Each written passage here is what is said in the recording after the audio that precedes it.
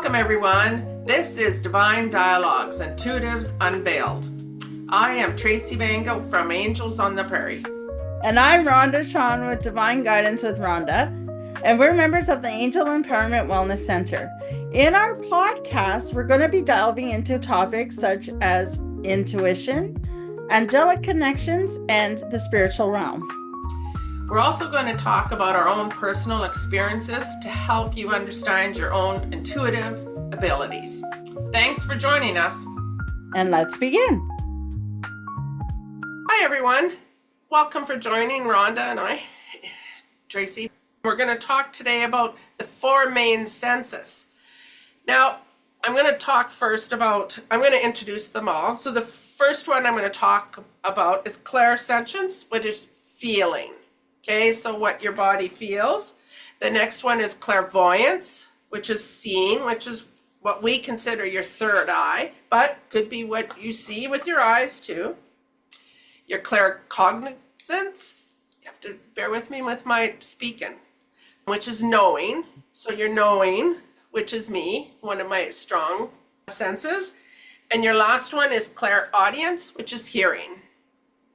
Now these are what you use every day without even realizing you are. So the first one I believe we'll start with is your clairsentience, your feeling. So if you've paid attention, I shouldn't say pay attention, if you've listened to any of our previous podcasts, feeling is different for everybody, but I'm going to just give a quick example for me. Like sometimes for confirmation, is my legs get tingly, so it's the truth or somebody's not telling the truth. That's one of the feelings I get for confirmation. You must get certain ones too, Rhonda. I do. I get a lot of times I'll get goosebumps or like I'll get a sense of, thrill or whatever. So that's when I know I'm on the right track. If I feel like if there's danger, I almost get like a really icky feeling, like just going like, hey, I need to pay attention. I need to be aware of somebody. And that's kind of how for me. So I'll just kind of give an example is I I worked at I'm just going to say a different location than where the event actually happened. Is I would be in the mall and I didn't get a good feeling from this person kind of the moment I met him or whatever. And I just kind of got like that, like spider, like almost like spider sensey, like just tingling kind of up my back. And it just didn't give me a good vibe from this person. And it really didn't matter because I worked in the mall. It really didn't matter where I was in the mall. If that person entered into that space, I knew. And it was just like, so it's just like, that's where they're saying pay attention. Like, we're kind of like animals will run away from situations where we ignore those situations and we'll run into those situations sometimes. Oh yeah, animals know danger. Yeah. They trust their instincts. Yeah. So, and I know like I have postponed things or I have went different ways if I'm like, okay, this isn't supposed to be, even if I thought I was going to be late or I'm going, no, this is going to be fine. And Oh, isn't that the truth? I know I've been trying to do a big group reading, like a mediumship for months now. And when there's a lot of people and weather, because where we are in Saskatchewan, but my feeling is telling me somebody specific is supposed to be at that reading and they're balking. So now we've rebooked it and I feel it's all a go. I knew the other ones weren't going to happen. I just had that feeling, and we had major storms. Why would that have happened on the other two attempts? But now I know this one's going to work because I even said, okay, is there somebody coming to this show that wasn't coming to the other ones? Because I feel it's a specific. You just feel that things are going to happen because it's supposed to. Yeah, no, I agree with that 100%. And even though like there'd be lots of times where I call them blessings in disguise. Like, so I try, like, I'm human, like anybody else, but a lot of times where I feel if I feel like I'm disappointed or I wanted something to happen so bad, and then I'll get this feeling it's like, okay, this isn't going to happen or this is not going to happen. I get like kind of upset or a little sad a little bit because I was looking forward to it. But then when that event would come, well, as it resulted, I wouldn't have been able to go anyway. Like we were, I forget, this has been probably almost 10 years, maybe not quite. But we were supposed to go to Las Vegas for Christmas. We just wanted to kind of go somewhere different for Christmas.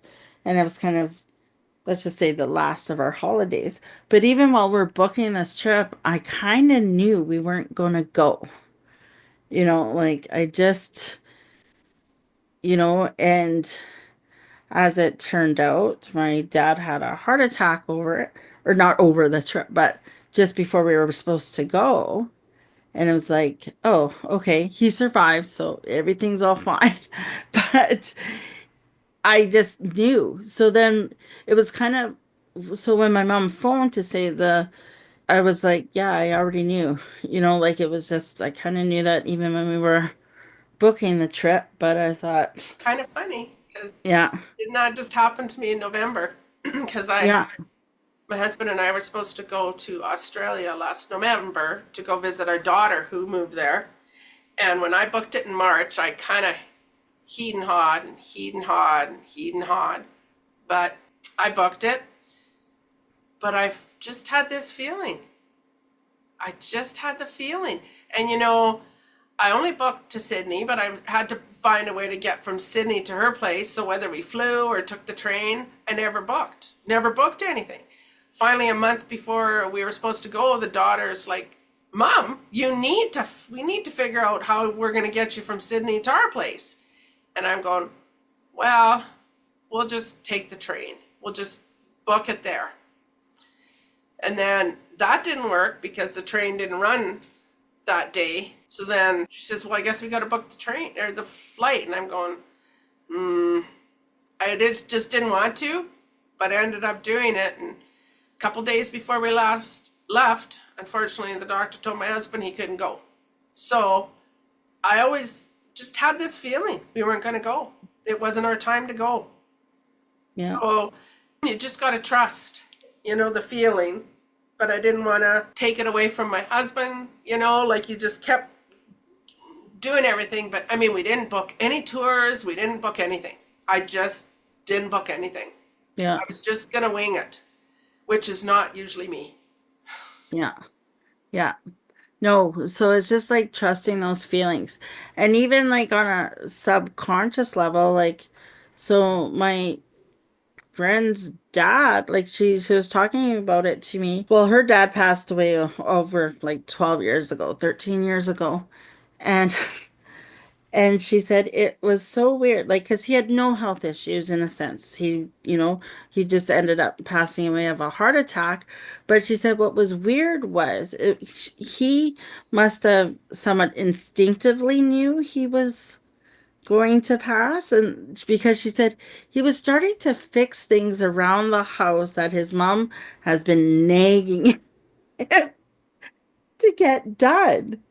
Like just like she goes, there was like a lock on the door that was loose. And like she said, mom's been bugging him for like 5 years to get it done.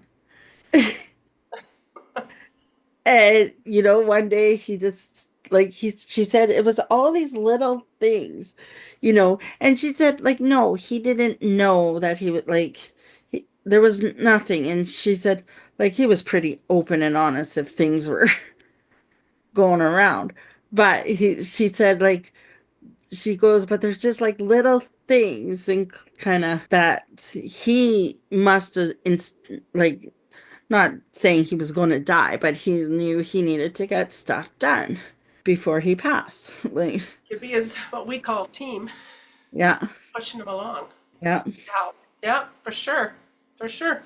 Well, our other one that we talk about is clairvoyance, which is the seeing.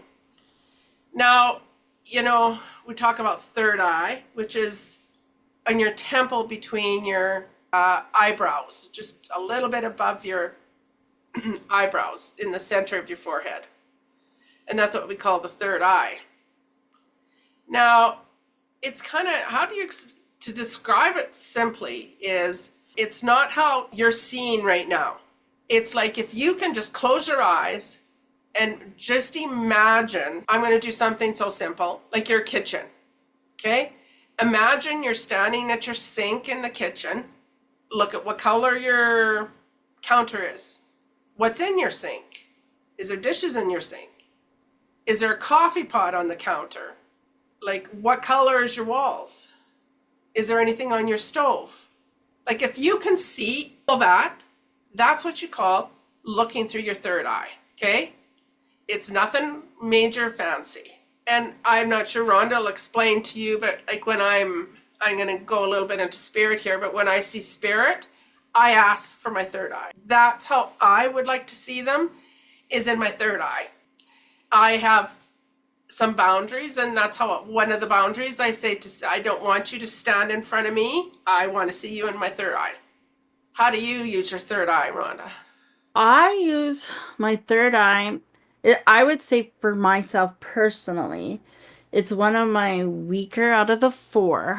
Like I can still see it pretty strong, but I don't really rely on much. But usually it's kind of going back to the signals is I'll see a sword or a shield. I know that's Michael coming through to me.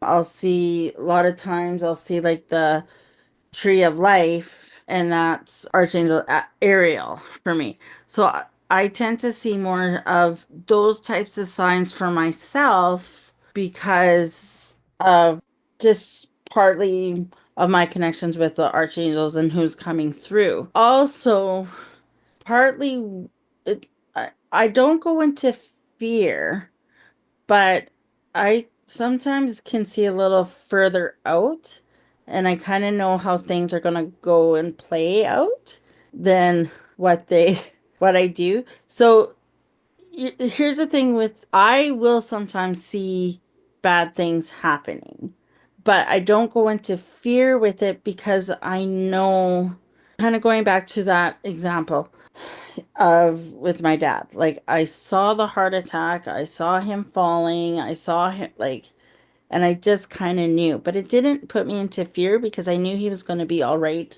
after the fact. Like I just knew that it wasn't, kind of, I would say about 5 days leading up, I, we're going to talk about this, but I heard the word heart attack and then I saw him falling, you Well, that know, would have been interesting. yeah. So I get a lot of those senses, and then it's kind of almost like the like deja vu. Really, like that's a lot. It's like, oh, I've experienced this already. It's like, and it's partly is because you've seen it in your mind's eye already. And I think the reason why I tend to see a little bit of scary situations in a sense is one, I know I'm protected, and two is that's kind of the line of work I'm in, is dealing with crisis and everything. So it's almost like for me a forewarning of what's going to happen so I don't go into panic mode or into fear. It's like, okay, this is how I'm going to deal with it. Like it's almost for me, it's a plan in place. Well, and you trust and you have faith Yes. that it's all good. Yeah. But just Can't change. know for you, if you are practicing with your mind's eye, your team is not going to show you anything that is going to put you into fear. And everyone is different. Okay, Yeah. so don't, like, I mean, Rhonda's is, she said she doesn't use it, but I think she uses it a lot more than she thinks she does. No, I do, but it's more Like for it's a more of a forewarning for myself. So Yeah, and see, me is when spirit comes through, they show me pictures. It's not like they literally have conversations with me because that isn't how it works with me. So it's they show me what they like, what they're wearing, like things that will make sense to the other person. With archangels, I'm more of the knower and the feeler with the archangels than my third eye. yeah. For me, Yeah. See, for me, the third eye is more or less when I'm in a reading, when I go through the archangels or whatever, because they'll just flash me sometimes a color or a sign in my and that's mind's right. eye. Yeah, you Just to, forget because you just use them, and you yeah, don't always remember what you use them for. But yeah, yeah, Rhonda makes yeah, sense, right? yeah, because, yeah, it's just Archangel Michael, for instance, will come through in a reading, and like, not like again, archangels have no ego. Like, but he just wanted to make sure I say his name to be in the reading so that person gets what they need out of it. And sometimes this reminds me, it's like, hey, Archangel Michael wants to work with you. Now you just need to ask him. So that's how come a lot of times they'll show up in the readings, like, because they are at the readings, but they step forward to say, hey, work with me. Yeah, well, yeah, they always make themselves known. Yeah, Yeah. that's true. So our next one we're going to talk about is clairaudience, which is your hearing. Now My this favorite is one. yeah, we're going to do this one next. So this could be in many different versions. So one of my major things that has happened to me in the last couple years is I was in another city and coming back home to Saskatoon, and I was going through Valley, and it's winter, so we get icy roads and snow and whatever, and I'm a little heavy-footed. So we're driving along, and maybe I've talked to this story again or in another episode. Anyways, so I'm just cruising along, and all of a sudden I hear on the radio, slow down. And I just keep going, don't really pay attention. I heard it 4 times before I acknowledged it.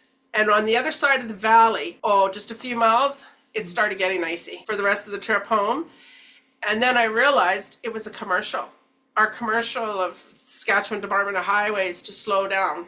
So it took them a few times to get my attention to slow down, but I sure did. And I'm grateful that that's how I heard it. You can hear it from another source like the radio. That's one of the ways to hear things. Like, or you hear lyrics on a song, like through the radio. What about you, Rhonda? Yeah, for me, I would say between the hearing and knowing is that's the kind of the two that are my strongest. Is I hear words, it's like you said, slow down. Like, that's the other thing. A lot of people, they said, well, how do I know? It's like, because people are expecting sentences, and a lot of times they're more direct demands, like, do this, do that. And kind of in the previous podcast that Tracy mentioned, like, her team is kind of blunt, and sometimes they do come across as very blunt, sometimes they come across as gentle. So it's kind of more, what do you need, or at that time. And they know you so well, as she needed to hear 4 times before she did something. Where a lot of times I was one or two, like, or if I don't, I usually end up in some sort of mess, you know? So for me, I kind of talked about the story a little bit, but it kind of relates. So, we're talking about my COVID experience in the previous episode, but prior to going to COVID, I was isolated because I had COVID, but I wasn't, according to the doctors, not sick enough to go to the hospital.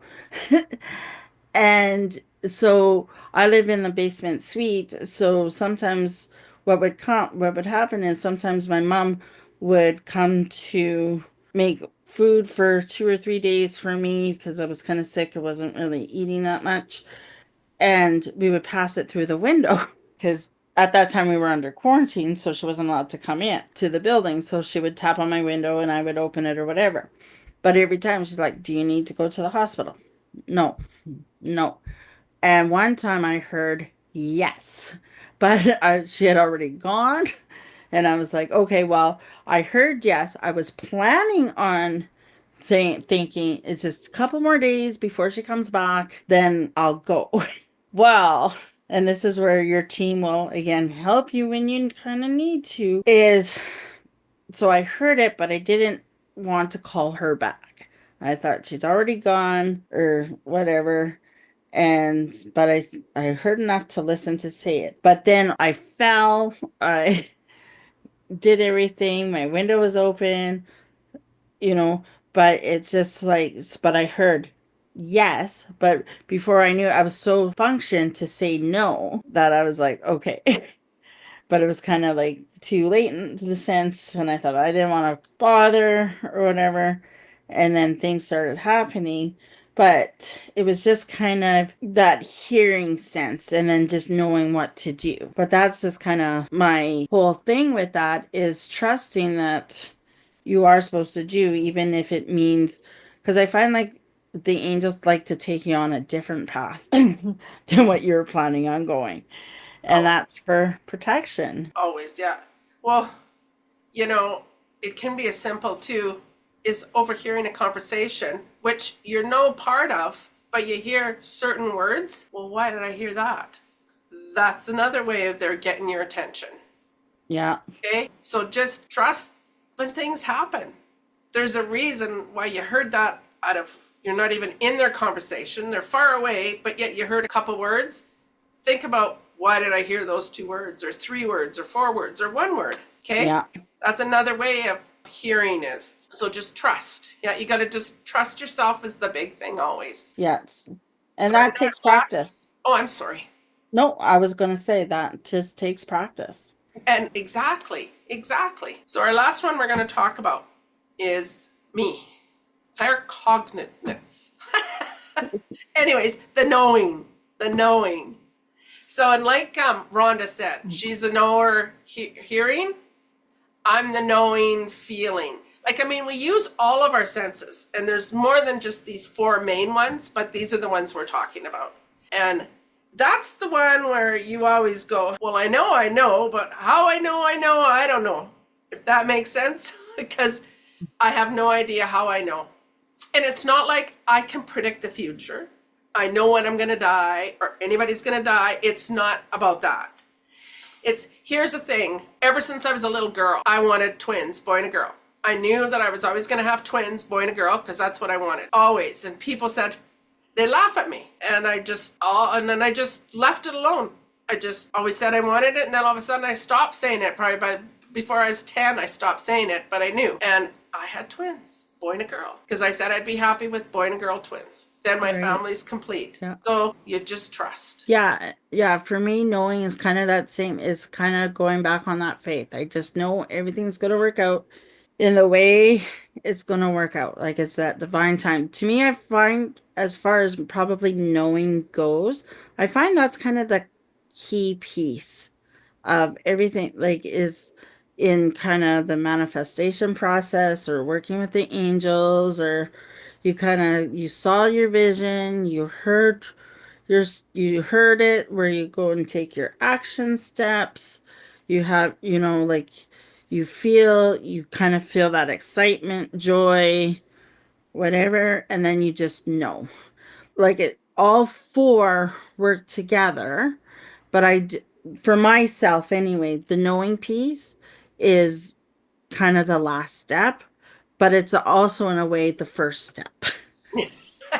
Like as weird as it sounds, it's like, okay, I know this. Like, Well, it's kind of like, how you're driving, whether you're in a city or in the country, and I'm going to just use the country, but I mean, it doesn't matter. Like you're driving down the road and all of a sudden you notice you slowed down. You just knew to slow down even though you weren't paying attention. And then all of a sudden a deer jumps out or something jumps out in front. If you would have been going your speed, but instinctively, because you knew something, and I call that part of your team, letting you know. Or it's even like driving in the city and all of a sudden somebody walks up, steps out in the road in front of you. But you were already slowing down because you paid attention to your, I'm going to say, to your feeling, which is your know, and part of your knowing, to slow mm-hmm. down because you listened. Yeah. And right? like that's just kind of going back to my friend, he was starting doing things around the house, getting things ready for the winter or whatever that he started way before that he normally did, like so he just kind of knew that he needed to get it done. He may not know why he needed to get it done, but he knew he needed to get it done. Well, it's like when I was 16 or 17, and where I grew up in a small town, it was like about 45 minutes at speed limit to get to the gas station after hours, because ours shut in the town at like probably 6 o'clock. Anyway, so this is probably 1 o'clock in the morning. Well, Tracy's on E. Oh, but I better put gas in the car. So what does she do? Is she loads the car, gives her, like I'm talking, I flew to Yorkton to get fuel. Who thinks when you're on E, when it's 45 minutes, like you're low, that you're gonna make it? I just knew I would make it. I made it, put gas in, didn't even realize think that the gas station would be closed at midnight, which I'm kind of dating myself, but most things were not open 24 hours then. Just saying. So I took the chance and I knew I would get gas, because what if I would have run out of gas anywhere, but I trusted that I knew I would get there. So yes, that's being maybe a teenager that not thinking, but I have to be honest, and I just knew I'd get there. I knew it'd be okay. Yeah. And how I couldn't explain it. And even back then, I wouldn't even been able to explain that I knew I'd be okay. Yeah. And that's one of I would say knowing is one of the easy kind of, it's a contradictory thing because it's one of the easiest things to know, feel, but one of the hardest things to kind of explain because it's And like, trust. yeah, I know this. You don't know how. Like as an educational assistant, I worked with a student that brilliant in math, like absolutely brilliant. Like he could do calculus in his head. But one of the things with the math curriculum is you kind of have to show your work. How did you get that answer? And that was his hardest thing. He didn't know how to show, and I'm going to use something simple here, is how do you show 3 + 4 is 5? Or sorry, 7. My mask. Like he didn't know how to he just knew the answer was 7. But if you asked him to put it in a manipulative form or anything, he didn't. He's like, no, it's just 7. Like he did, and you know, and but for him, the hardest part was explaining why is it 7. And that's why you just got to have faith and trust Yeah, that you just got to trust yourself. yeah, That's the biggest thing about knowing is trusting yourself, because you think, no, I'm out to lunch. yeah, No, no, no, that's not. But it's another example is driving. And I'm using because I live out in the country and we have lots of wildlife. But I was coming home, I went to pick up the mail at the store, and I'm cruising again. Again, heavy footed, cruising along, and all of a sudden I hear slow down. And I knew right then and there, I literally slammed on the brakes, and like 4 deer walked right in front of me. And it was nighttime, so no, I didn't see them until the fact, but I knew, I'd heard, and I knew. yeah. And that time, her team knew that she didn't need to be told 3 or 4 times. Yeah. They knew Isn't that that she only needed to do it once and once alone. crazy? Isn't that interesting, right? Good example of how much we pay attention or not, Yeah. right? Yes. No, and it's just one of those things, like, just even this whole conversation. Like, I know a lot of people are going to resonate with this because my whole body is just tingling right now. Like, And that's exactly what knowing is all of your senses combined to help you with your knowing, right? yeah, Like she says, her tingling. yeah, you know, but Well, if you have questions about any of this, just put them in the comment sections. We will reply. yeah, And I believe, yeah. And who knows, there might be an episode that comes up from those questions. oh, wouldn't that be fun? Yeah. And I So, think Rhonda is going to end our session with a card pull. yes. And So you I'm start the asking session. the team. So I'm using a new deck for myself. It's called the Animal Elders Oracle. from Asia Scott, and I'm just asking the team, what do they want you guys, our listeners, to know about our senses? Recognize your beauty, the swan.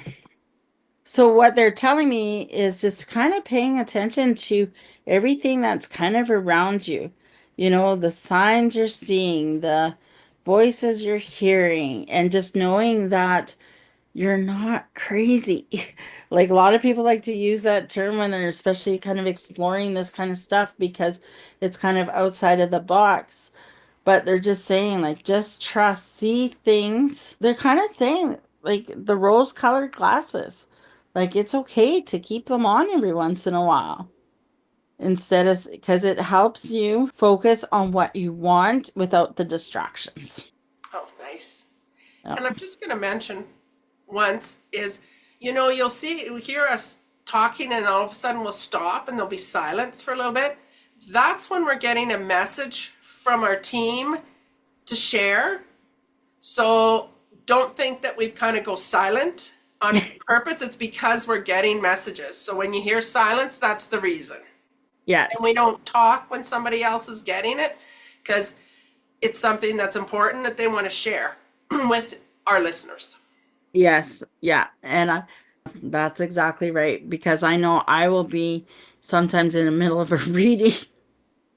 And a lot of times because I'll often look to off to my right, to engage. And I'll stop and look off to my right and going, okay, what are you trying to tell me? And kind of go from there. That's me also. I just noticed Yeah. that I do. I go to the right too. It's funny how that is. Yeah. Yes. Well, thank you, everybody. And we'll talk to you in a couple of weeks. Okay, thanks for joining Thanks. us. Bye. Thank you for listening to Divine Dialogues, Intuitives Unveiled. If you would like to work with Tracy and Rhonda, our information is posted in the show notes. Now, our new episodes are going to fall on Tuesdays. So if you're interested in receiving a free meditation on connecting to your guardian angels, click that link below to subscribe to the Angel Empowerment Wellness Center newsletter. Thanks for joining us. Take care, everybody.